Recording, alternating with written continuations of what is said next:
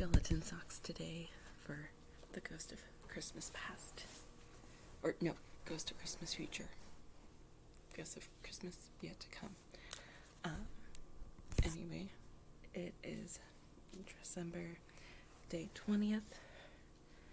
According to the Global Slavery Index in 2018, the 15 products that appear most frequently in the Department of Labor and Goods, the U.S. Department of Labor list of goods produced by forced labor include cotton, bricks, garments, cattle, sugarcane, gold, carpet, coal, fish, rice, timber, Brazil nuts/chestnuts, cocoa, diamonds, and electronics. So be especially aware of who made products, who made the goods on those products. So now the fourth chapter or stave of the last of A Christmas Carol, which is called The Last of the Spirits. The phantom slowly, gravely, silently approached. When it came near him, Scrooge bent down upon his knee, for in the very air, through which the spirit moved, it seemed to scatter gloom and mystery. It was shrouded in a deep black garment which concealed its head, its face, its form, and left nothing of it visible save one outstretched hand. But for this it would have been difficult to detach its finger from the night and separate it from the darkness by which it was surrounded. He felt that it was tall and stately when it came beside him, and that its mysterious presence filled him with such solemn dread. He knew no more, for the spirit never spoke or moved.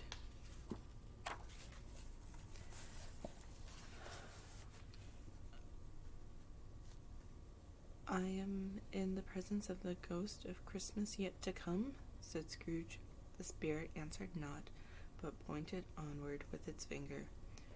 "You are about to show me shadows of things that have not happened, but will happen in the time before us," Scrooge pursued. "Is that so, spirit?" The upper portion of the garment was contracted for an instant in its folds, as if the spirit had inclined its head. That was the only answer he received. Although well used to ghostly company by this time, Scrooge feared the silent shape so much that his legs trembled beneath him, and he found that he could hardly stand when he prepared to follow it. The spirit paused a moment, and observing his condition and giving him time to recover, but Scrooge was all the worse for it. It thrilled him with a vague uncertain horror to know that behind the dusky shroud there were ghostly eyes intently fixed upon him, while though he stretched his own to the utmost, could see nothing but a spectral hand and one great heap of black. "Ghost of the future," he exclaimed, "I fear you more than any spectre I have seen, but as I know your purpose is to do me good, and as I hope to live to be another man from what I was, I am prepared to bear your company and do it with a thankful heart. Will you not speak to me? It gave no reply. The hand was pointed straight before them. Lead on, said Scrooge. Lead on. The night is waning fast, and it is precious time to me, I know. Lead on, spirit. The phantom moved away so as it had come towards him. Scrooge followed in the shadow of its dress, which bore him up, he thought, and carried him along. They scarcely seemed to enter the city, for the city rather seemed to spring up about them and encompass them of its own act.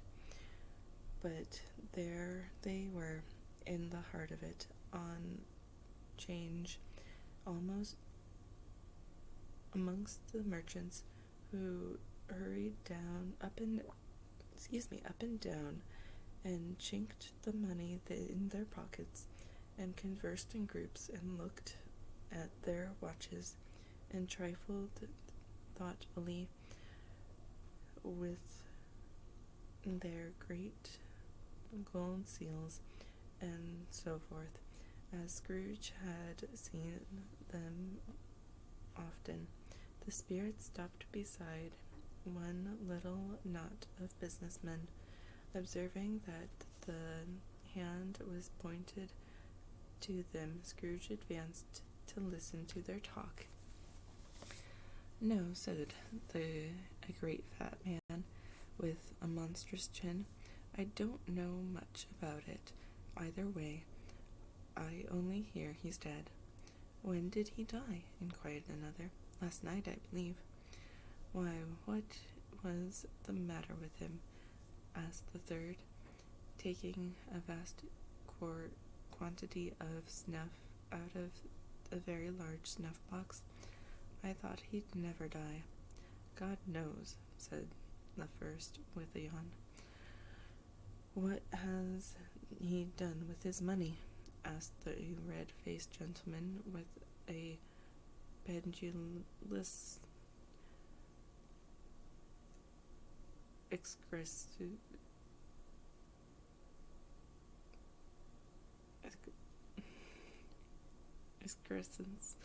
on the end of his nose that shook like the gills of a turkey cock. I haven't heard, said the man with the large chin, yawning again. Left it to his company, perhaps. He hasn't left it to me, that's all I know. This pleasantry was received with a gentle laugh. It's likely to be a very cheap funeral, said the same speaker, for upon my life I don't know of anybody to go to it. Suppose we make up a party and volunteer? I don't mind going if a lunch is provided, observed the gentleman with the excrescence on his nose, but I must be fed if I make one. Another laugh. Well, I am the most disinterested among you, after all, said the first speaker, for I never wear black gloves, and I never eat lunch, but I'll offer to go if anybody else will. When I come to think of it, I'm not at all sure that I wasn't his most particular friend, for we used to stop and speak whenever we met. Bye-bye. Speakers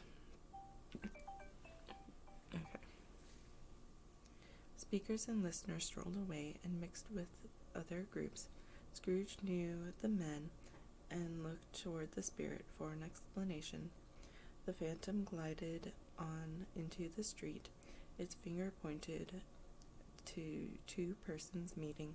Scrooge listened again, thinking that the explanation might lie here. But I'm gonna end there. Thanks for watching. Bye.